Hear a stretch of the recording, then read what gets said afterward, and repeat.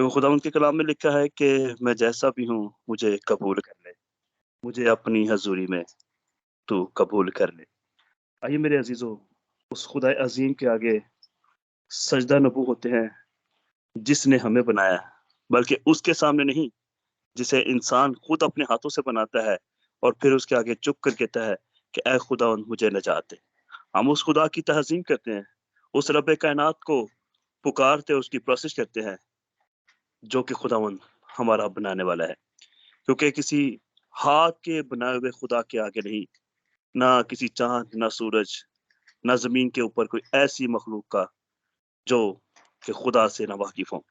खुदा उनका शुक्र अदा करते हैं इस खूबसूरत मीटिंग के लिए। खुदावंद जो तूने अपने इलाही वेद के मुताबिक मुमकिन किया कि खुदावंद तू कहता है जहाँ 2 या 3 तेरे नाम से मुत्तफ़िक हों, वो तो वहाँ पर मौजूद और हाज़िर और नाज़िर होता है।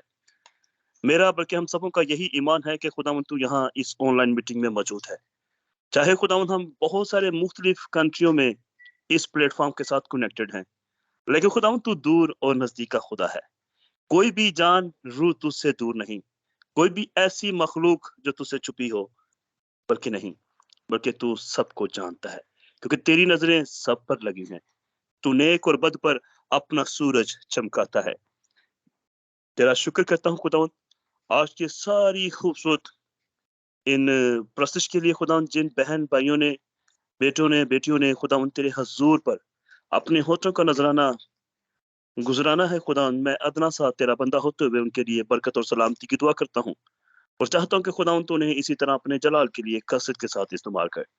अब जबकि खुदावंद इस प्रोसेस के वसीला से तेरे बेटे और बेटियों ने, तेरे लोगों ने तेरे मज़बा को तैयार किया है तेरे खादम के लिए, तो खुदावंद दुआ करता हूँ जब तेरा खादम तेरे मज़बा पर आता है, तेरे हज़ूर आता है, तो मेरे खुदावंद तू मेरे बोलने से पहले ही तूने उसको मखसूस कर दिया है। क्योंकि खुदावंद तूने जो अपना कलाम ज़िंदगी बख्श, जो हमें तक़वियत और ज़िंदगी अता करता है, अपने बंदा के होठों पर रखा है। अब दुआ करते हैं कि जब वो आए, तो खुदावंद तू उसका निगहबान, उसका मुहाफ़िज़ होना।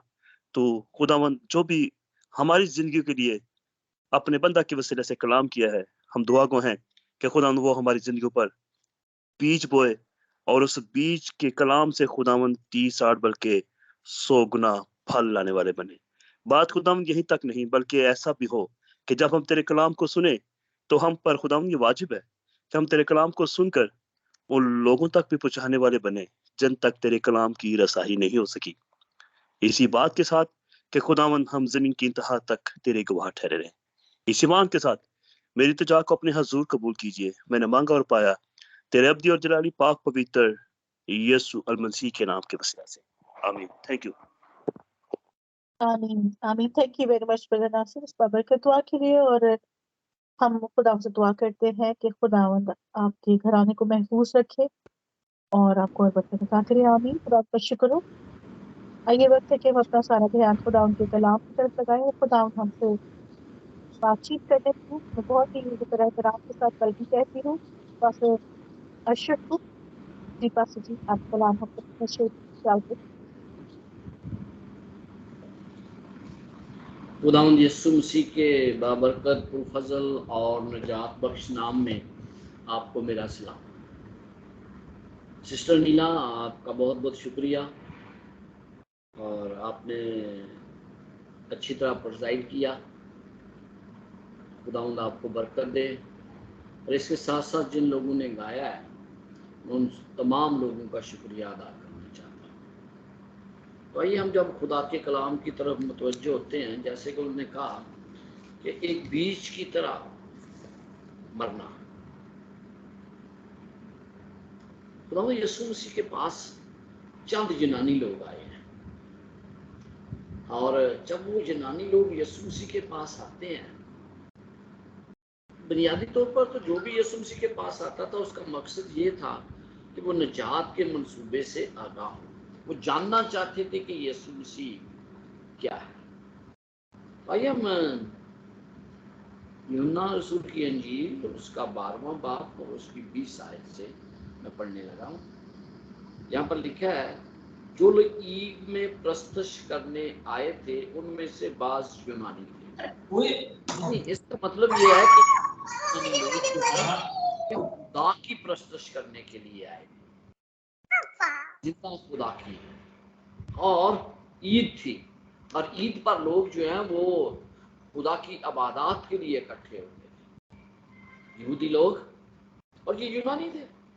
बस उनने फिलिप्पुस के पास जो बैतसैदा गलील का था आकर उससे दरखास्त की कि जनाब हम यीशु को देखना चाहते हैं। फिलिप्पुस ने आकर इंद्रियास से कहा, फिर इंद्रियास और फिलिप्पुस ने आकर यीशु को खबर दी।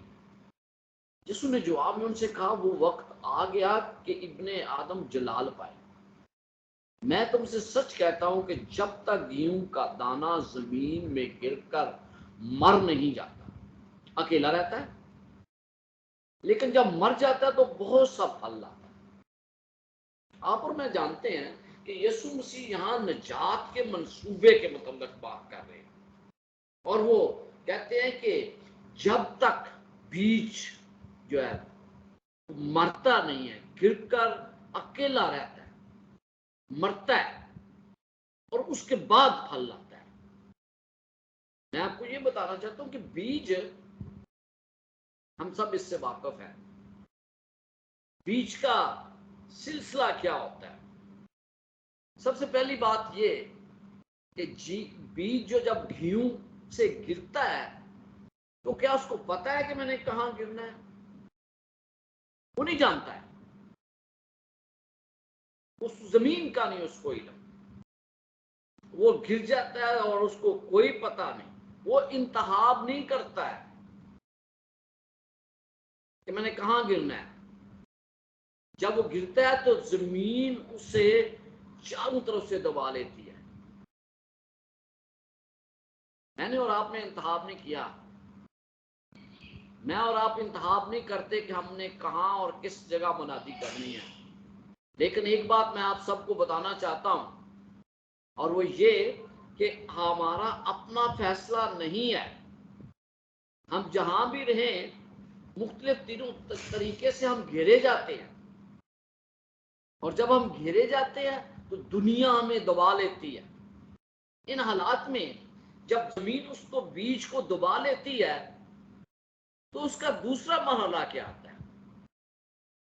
वो अपनी जान तो नहीं छुड़ा सकता उस दुनिया से, उस जमीन से बाहर नहीं निकल सकता। दूसरा मरहला यह है कि वो इंतजार करता है, जिनकी हालात में हो, मुस्तकबिल के मतलब उसको कोई पता नहीं है क्या होने जा रहा है, वो जानता नहीं है। और क्योंकि वो तो एक बीज है, उसकी तरह के और भी बीज हैं, उसकी कोई अहमियत नहीं है। अब तीसरा मरहला भी आता है उसकी जिंदगी में, और वो होता है कि वो क्या होता है कि वो मरता है, मर जाता है जमीन के अंदर। और जब मर जाता है तो उसके बाद क्या होता है, ये बड़ा इंटरेस्टिंग है। वो मुकम्मल तौर पर तब्दील हो जाता है, और फिर एक बीज जो है वो एक फल बनता है, और जो फल है वो पौधा बनता है, और फिर उसके जरिए वो दूसरों को फायदा पहुंचाता है। तो यीशु मसीह ने जब ये निजात के मंसूबे के बारे बताया ना, तो पहली बात तो ये है कि उसने ये कहा कि भाई इसको मुकम्मल तौर पर, जैसे बीज जो है वो नहीं जानता कि जमीन में वो कहां गिरेगा, पहली बात जो वो करता है वो ये कहता है कि हमें अपने आप को, अगर हम खुदा की खिदमत करना चाहते हैं, जिस तरह उसने कहा कि बीज मर कर फल लाता है, तो मुझे मुकम्मल तौर पर अपने आप को खुदा के सुपुर्द करने की जरूरत है। जब हम सुपुर्दगी की बात करते हैं कि जब मैंने अपने आप को मुकम्मल तौर पर खुदा के सुपुर्द करना है, तो फिर यीशु मसीह से बढ़कर मुझे कोई और मिसाल नहीं मिलती है कि यीशु मसीह ने किस तरह अपने आप को बाप के सुपुर्द कर दिया। थोड़ी देर के लिए सोचे, यीशु मसीह ने यह कहा, अपनी स्लीब उठाओ और मेरे पीछे चले। जो अपनी खुदी से इनकार ना करे, अपनी सलीब ना उठाए, तो मेरा शागिर्द नहीं है। क्या मतलब है यीशु मसीह का? आप जानते हैं कि शायद नहीं जानते तो फिर सुन ले कि जिस शख्स को सलीब दी जाती थी, उसके लिए जरूरी था कि वो अपनी सलीब खुद उठाए। ठीक है जी, अपनी सलीब वो खुद उठाए और उस मुकाम तक लेकर जाए जहां पर उसे मसलूब किया जाना है। यीशु मसीह ने भी, आपको पता है, कि अपनी सलीब उठाई और खुद उस जगह पर लेके गए जहां उन्हें सलीब दिया जाना था।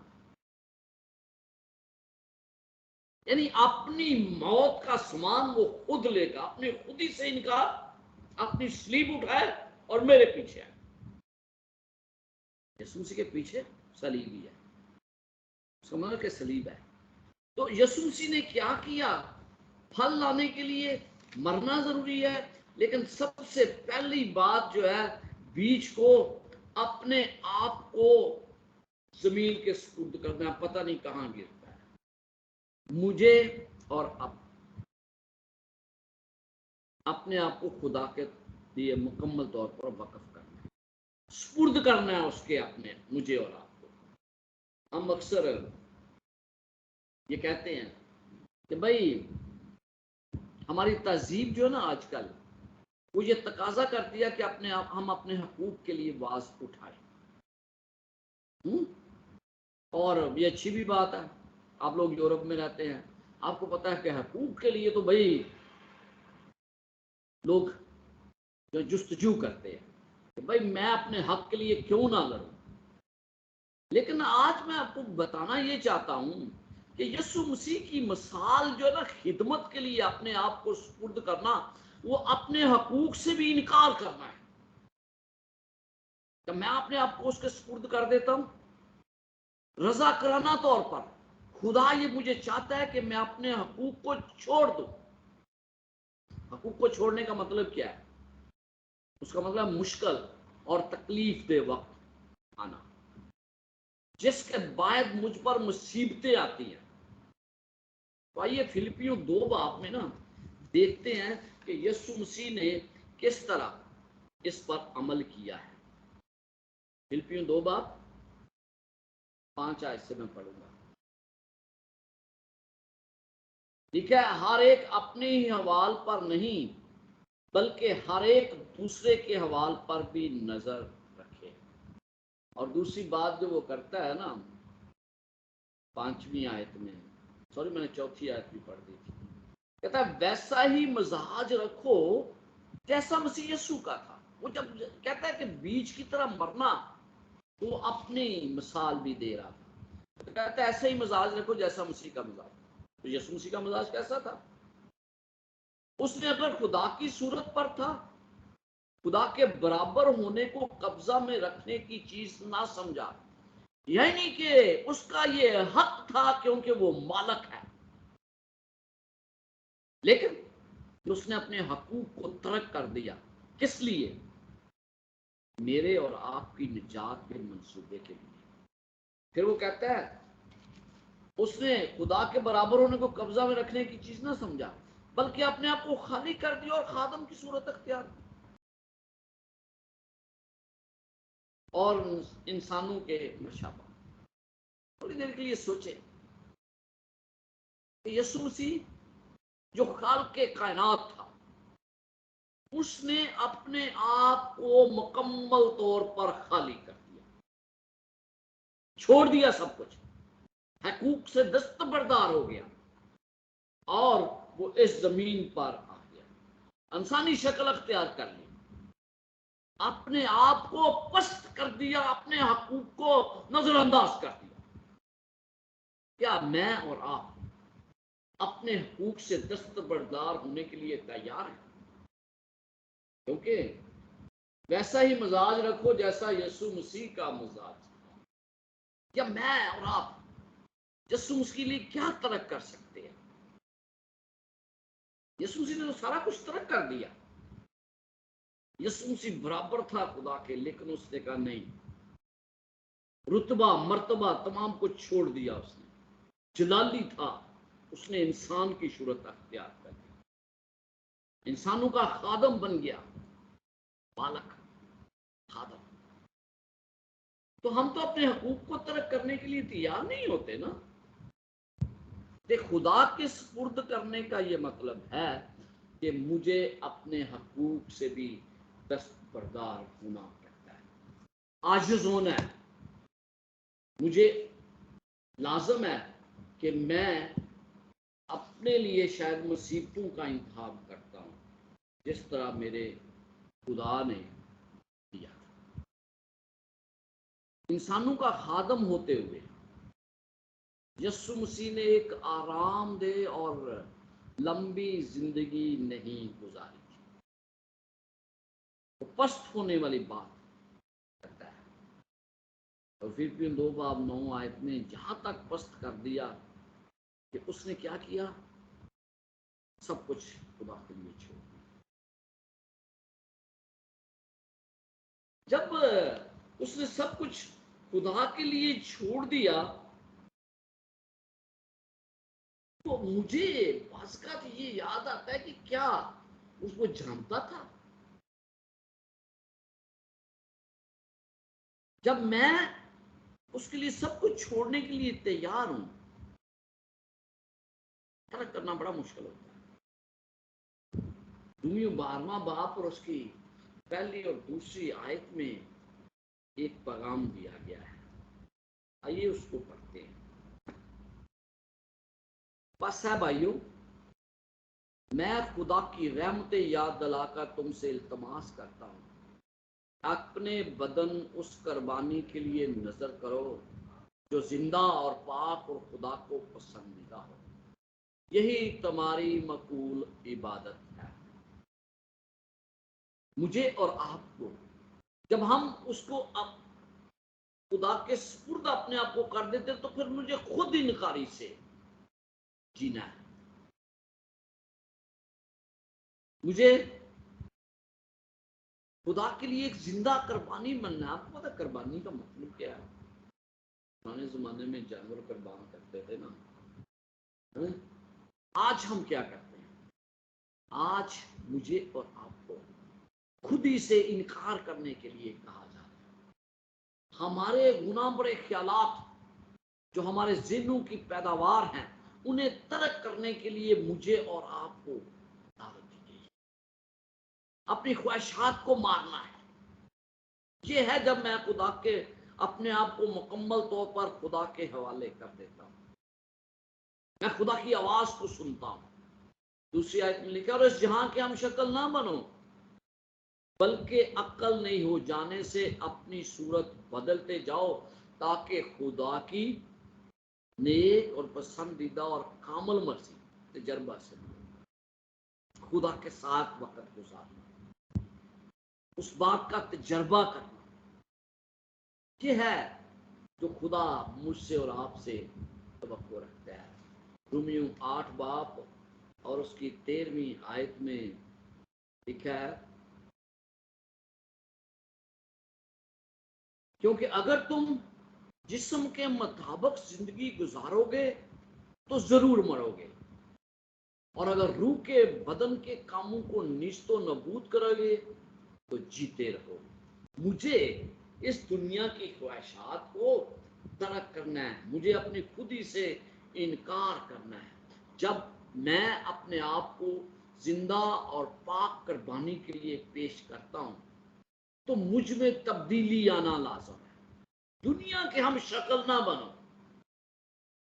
हमारी जिंदगियों के लिए खुदा क्या चाहता है? मुझे चाहता है कि मैं तब्दील शुदा ज़हन रखूं और मैं खुदा के मतलब ज्यादा से ज्यादा जानने की कोशिश करूं। हर कुर्बानी की एक कीमत होती है, और वो खुदा मुझसे तलब करता है। कुर्बानी करने के लिए वो मुझे कहता है, खुददारी नहीं है, खुद ही से इनकार दर्दनाक पहलू है। तहम जब एक हमारा नया ज़हन हमारा पैदा हो जाता है ना, बन जाता है, तो फिर हमें उससे कोई चीज़ नहीं रोक सकती। मैंने कहा पहले बीज का काम क्या है, पड़ा रहता है, गिरता है, उसको पता नहीं है। यानी अपने आप को खुदा के सुपुर्द करना। दूसरी बात जो है वो ये है कि जब हम इस बात को देखते हैं कि हम अपने आप को खुदा के सुपुर्द कर देते हैं, तो फिर उस बीज का मरना लाज़िम है, इंतजार करना है, खुद ही से इनकार करना है। और जब हम खुद ही से इनकार करते हैं तो फिर तीसरी बात है कि मरकर फल लगता है। तो मेरे अजीज भाइयों और बहनों, फल लाना क्या मतलब है? किस तरह मैं फल ला सकता हूं? फल लाना जरूरी है, लेकिन उसका तरीकाकार क्या है?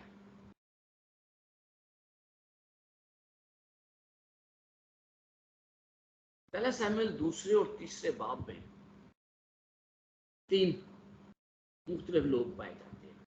उनकी कहानी बयान की गई है जिन्होंने खुदा की आवाज को सुना, लेकिन उनका जवाब फर्क फर्क था। उनका जवाब एक नहीं था। थोड़ी देर के लिए सोचिए, उनके जवाबात पर गौर करते हैं। पहला, एली के बेटे जो खुदा की हुक्मअदूली मुसलसल कर रहे थे, खुदा की पाकीज़ा चीजों का गलत इस्तेमाल कर रहे थे।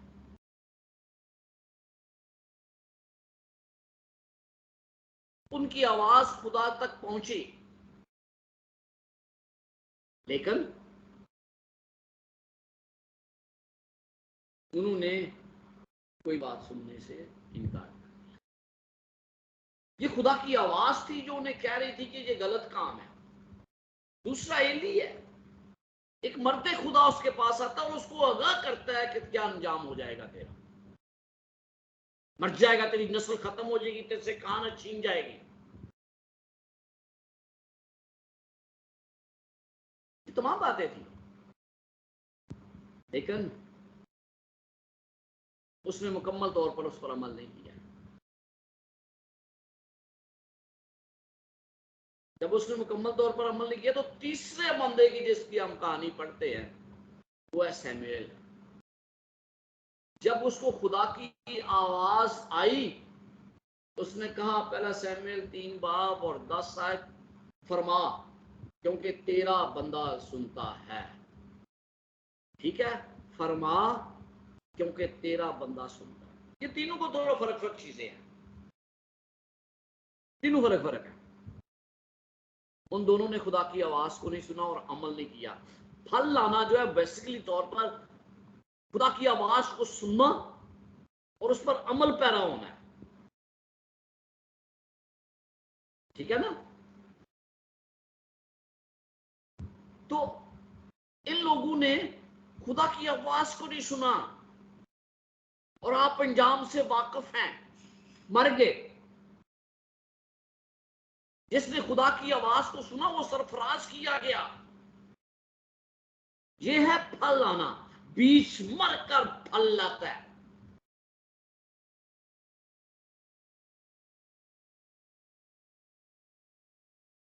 जब आपसे रूह कुद्दस बात करता है, जब आपको खुदा की आवाज आती है, तो खुदा आपसे जवाब की तवक्को रखता है। वो ये नहीं चाहता कि आप खामोश हो जाएं उसकी आवाज के सामने। जिस तरह शमूएल ने जवाब दिया मुझे और आपको, उसी तरह खुदा की मर्जी से आगाह किया जाता है। हमारा जवाब हमेशा खुदा की फरमाबरदारी होना चाहिए। अगर इसके बरक्स है तो फिर वो ठीक नहीं है। फिर हम देखते हैं कि आपने ये तमाम मरहले अदा कर लिए। आज़कात हम इंतजार नहीं करना चाहते, हम ये चाहते हैं कि जो खुदा मुझे देना चाहता है ना, मैं उसको छीन लूं। खुदा का इंतजार नहीं करना। आपको पता है कि खुदा ने सौल से कह दिया कि तेरी सल्तनत खत्म है, मैंने एक और बंदा चुन लिया। और उसने किसको चुना? उसने दाऊद को चुना। दाऊद को चुनने के बाद वो कहां गया? दाऊद मसा हो गया है, क्या गया है भाई साहब? वो कहां गया?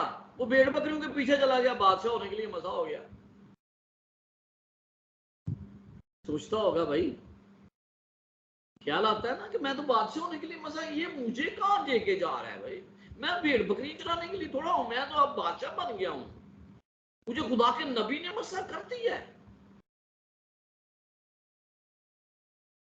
लेकिन भेड़ बकरियां चलाने चला गया। मुसीबतें आई हैं, उसके बाद मौके मिले हैं कि वो सौल को मार दे, क्योंकि वो तो मसा किया हुआ है ना। लेकिन उसने ऐसा नहीं किया। उसने उस चीज को छीनने की जुस्तजू नहीं की जो खुदा उसे देना चाहता है। वक्त आता है जब खुदा आपको सरफराजी अता करता है, उस वक्त का इंतजार करना सीख जाए। बीज को याद रखें, वो पड़ा रहता है और वो आखिरकार फल ले आता है। पहला शमूएल 13वां बाब और उसकी 11वीं और 12वीं आयत, जहां पर लिखा है सौल ने जवाब दिया कि जब मैंने देखा कि लोग मेरे पास से इधर उधर हो गए और तू ठहराए हुए दिनों के मुताबिक नहीं आया और फलस्ती मकमस में जमा हो गए हैं, तो मैंने सोचा कि फलस्तीन जलजाल में मुझ पर आ पड़ेंगे और मैंने खुदावंत के कर्म के लिए अब तक दुआ भी नहीं की, इसलिए मैंने मजबूर होकर सोख्तनी कुर्बानी गुजरानी। यहाँ पर आप क्या देखते हैं? सौल कहता है कि मैंने देखा, इस आयत में, इन दोनों आयत में सबसे पहले वो कहता है मैंने देखा। देखा मतलब मुशाहिदा कर रहा है। वो देख रहा है क्या है,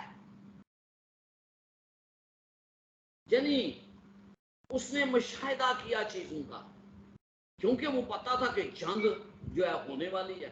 अब जंग होगी तो लाजमी बात है कि बहुत बड़ी कुव्वत दरकार है, लोग इधर उधर हो रहे हैं। तो उसने जब हालात का जायजा लिया, मुशाहिदा किया, कहता है मैंने देखा, तो फिर दूसरी बात क्या करता है? फिर कहता है मैंने सोचा।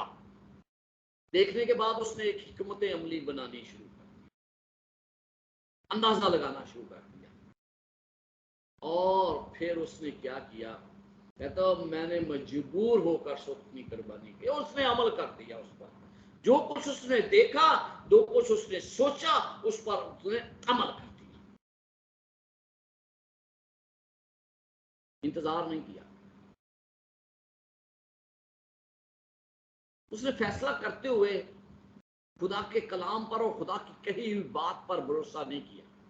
इंतजार करना उसके लिए इंतहाई मुश्किल था।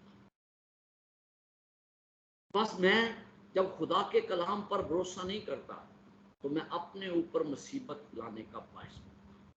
हवा ने भी ऐसा ही किया। उसने खुदा की बजाय खुदा के कलाम पर भरोसा नहीं किया और शैतान के कहे हुए अल्फाज पर किया। उसके नताइज बड़े भयानक निकले। और हम ये सौल के मामले में भी ऐसा ही पढ़ते हैं। सौल को बड़ी वाज़ेह हिदायत मिली थी कि ये होगा, ऐसे होगा। लेकिन पता है होता क्या है? होता ये है कि मैं ये सोचता हूं कि मुझे एक मंसूबा बना लेना चाहिए। ये काम जो पहले कर रहे हैं ना, ये हो नहीं रहा सही, तो मैं एक मंसूबा बना लेता हूँ और फिर मैं ये चाहता हूं कि खुदा उस मेरे मंसूबे पर बरकत दे। और यही सौल कर रहा था। उसने देखा, सोचा और एक मंसूबा अपने ज़हन में बना लिया कि अब मैं कुर्बानी करूंगा। और वो कुर्बानी करने से मतलब क्या उसका? कि खुदा इस पर बरकत दे दे जो मेरा अभी मंसूबा बन गया है। मेरा और आपका रवैया भी ऐसा ही है। मैं ये चाहता हूं कि मैं मंसूबा बना लूं और फिर खुदा को कहूं कि ये तेरा मंसूबा है, तो इस पर बरकत दे। ऐसा नहीं होता। जब भी आप कभी मंसूबा बनाते हैं, खुदा के आगे झुके, वो आपको मंसूबा दे, उसका इंतजार करें जब तक वो आपको मंसूबा नहीं देता। साउल अपने जज्बात में बह गया और उसने ये चाहता था कि खुदा उसका मंसूबा दे। और फिर उसने अपने ऊपर भरोसा किया। जब मैं और आप अपने आप पर भरोसा करते हैं तो हालात बड़े बड़े खराब हो जाते हैं। और यही साउल के लिए खुदावंद का कलाम जकरिया को जो मिला क्या था, जरबाबल के लिए। के साथ जकरिया 4 बात निकालें।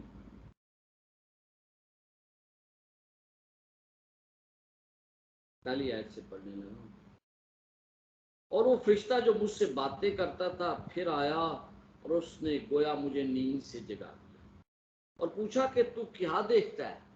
और मैंने कहा मैं एक सोने का शमदान देखता हूँ जिसके सर पर एक कटोरा है और उसके ऊपर 7 चिराग है और उन 7 चिरागों पर उनके 7 नालियां और उसके पास जैतून के 2 दरख्त हैं, एक तो कटोरे के दाईं तरफ और दूसरा बाईं तरफ। और मैंने उस फरिश्ते से जो मुझसे कलाम करता था पूछा, ऐ मेरे आका ये क्या है। तब उस फरिश्ते ने मुझसे कलाम करता था कहा, क्या तू नहीं जानता कि ये क्या है। मैंने कहा नहीं ऐ मेरे आका। तब उसने मुझे जवाब दिया कि जरबाबल के लिए खुदा का कलाम है कि ना तू जोर से और ना तवानाई से बल्कि मेरी रूह से रब्बुल अफ़वाज फरमाता है। भरोसा करना जब मैं छोड़ देता हूँ। यहाँ पर जो आपको मिसाल दी गई है वो क्या है। उसे कहता है मैंने एक शमादान देखा। और जब मैं शमादान की बात करता हूँ इसका मतलब ये है कि मुझे हैकल में शमादान मिलता है और वहां पर 7 चिराग, उनके ऊपर कटोरा है, उसके अंदर तेल जिसमें डालते हैं और फिर जैतून के 2 दरख्त हैं जो इस बात की गवाही देते हैं कि ये जैतून का तेल उनमें जाता है, वो रोशन होती है। तो फिर वो आगे क्या कहता है, कहता है ये खुदा के लिए उसका कलाम है कि जरबाबल तू जो हैकल तमीर करने लगा है उसमें तुझे तवानाई की जरूरत है, तुझे मुकम्मल तौर पर खुदा पर भरोसा करने की जरूरत है। साउल की तरह नहीं कि तू अपने आप पर भरोसा करे। कहता ना जोर से ना तवानाई से बल्कि मेरी रूह से रब्बुल फाज। जमीन पर बीज को गिरते मरने के बाद बहुत सी मुश्किलात का सामना करना, और मुझे और आपको और जरबाबल को बहुत सी मुश्किलात का सामना था। वो हैकल की तामीर करना चाहता था लेकिन उसमें तो बहुत ही ज्यादा मुश्किलात थी। और जब मुश्किलात आती हैं फिर कहता है कि ना जोर से ना तवानाई से बल्कि मेरी रूह से। जब हम रूहानी तौर पर तरक्की करते हैं तो रूहानी फलों का अनुसार इस पर है कि हम किस तरह आने वाली मुसीबतों का मुकाबला करते हैं। रूहानी तौर पर मुसीबतें आएंगी, जरबाबल पर मुसीबतें आई, खुदा ने मुसीबतों को कम नहीं किया बल्कि उसको अपनी कुव्वत तवानाई दे दी और रूह कुद्दस दिया ताकि वो काम कर सके। मुसीबतें कम नहीं होंगी, यकीनी रास्ता खुदा के मंसूबे पर अमल का पैरा होना है और रूह कुद्दस की मदद से उसको करना है, ना कुव्वत से ना तवानाई से बल्कि मेरे रूह से। तो हम क्या करते हैं, हम उसका मुतबादल तलाश करने की कोशिश करते हैं, कोई और रास्ता तलाश करने की कोशिश करते हैं और फिर हम इंसानी सोच को उसमें ले आते हैं, तजर्बे को ले आते हैं और फिर हम उस मामले से आंखें चुराना शुरू करते हैं। 3 चीजें हैं जो मैं आपको मुतबादल के लिए हम इस्तेमाल अक्सर करते हैं। पहली बात,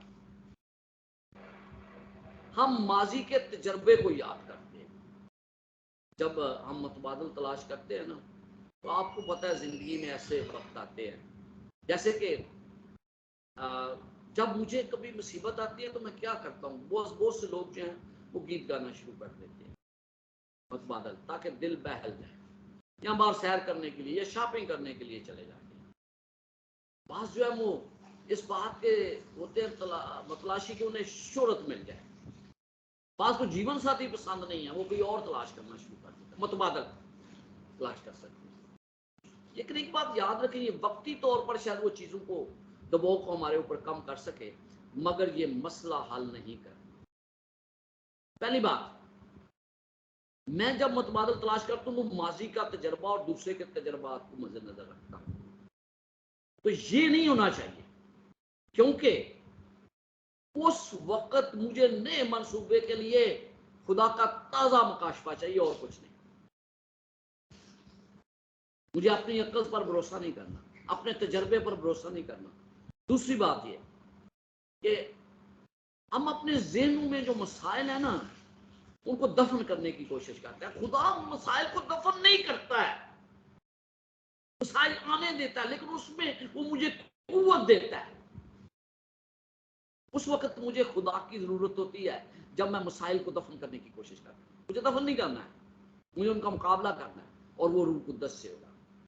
तीसरी बात कि हम हकीकत से आंखें छुपाते हैं, मुंह छुपाते हैं, जबकि मुझे उस वक्त सबसे ज्यादा जरूरत इस बात की है कि मैं खुदा के साथ गुफ्तगू करूं। जब मैं गुफ्तगू करूंगा तो यकीनन कामयाब होगा। मैंने कहा आपको ज़रुब्बाबेल को उस पर, खुदा पर भरोसा करना। मुस्तकबिल के बारे बीच नहीं जानता, बिल्कुल नहीं जानता क्या, लेकिन वो वक्त आता है तो फल लाता है। लेकिन भरोसा खुदा पर होता है। मुस्तकबिल मैं और आप नहीं जानते, लेकिन ये ज़रूरी है कि हम ये समझ जाए कि ये खुदा का मंसूबा मेरी जिंदगी के लिए क्या है। हमें ये समझने की ज़रूरत है कि हमारे लिए कितना ज़रूरी है कि हम अपनी खुदी से इनकार करें, खुद को मसलूब करना हमें बेहतरीन ज़मीन पर रखे। बेहतरीन ज़मीन मैसर होगी, बीज को जिस तरह बेहतरीन मसलूब, खुद को मसलूब करना, खुदी से इनकार करना। मैं उन लोगों से इल्तिजा करता हूँ जो मसीह होने का दावा करते हैं कि खुदी से इनकार करें ताकि उन्हें रूह कुद्दस की ताकत से एक नई जिंदगी मिले। शैतान नाराज लोगों में बेदीनी की तमाम धोखाधड़ी के साथ काम कर रहा है, जो तबाह हो जाएंगे। हमें हर रोज खुदा की तब्दील करने वाली कुव्वत की जरूरत होती है, वरना हम मसीह के नक्शे कदम पर नहीं चल सकते। जैसा कि ज़हन पाकीज़गी और तकदीस के सिलसिले में रोशन है और दिल रूह कुद्दस की कोशिशों का जवाब देता है, जिसके नतीजे में हर रोज हमारे अंदर तब्दीली। तो मेरे अजीजों, आखिर में मुझे आपसे ये कहना है, बीच का मरना जरूरी है। इंतजार, मुस्तकबिल को नहीं जानते, लेकिन खुदा ने हम पर वासिया कर दिया है कि जब तक मरता में फल नहीं लाऊंगा। अपने आप को मारना, अपने आप को मुश्किलात में से गुजारना, ये खुदा मेरे लिए करता है। मेरी ये दुआ है कि हम अपने आप को तब्दील करने वाले हैं, और तब्दीली उसी वक्त आएगी जब मैं अपने आप पर नहीं बल्कि खुदा पर भरोसा, न जोर से, न तवानाई से, न कुव्वत से, बल्कि रूह कुद्दस से। तो मुश्किलात में रूह कुद्दस की मुझे और आपको, खुदावंद आपके साथ और आपको बरकत। आमीन।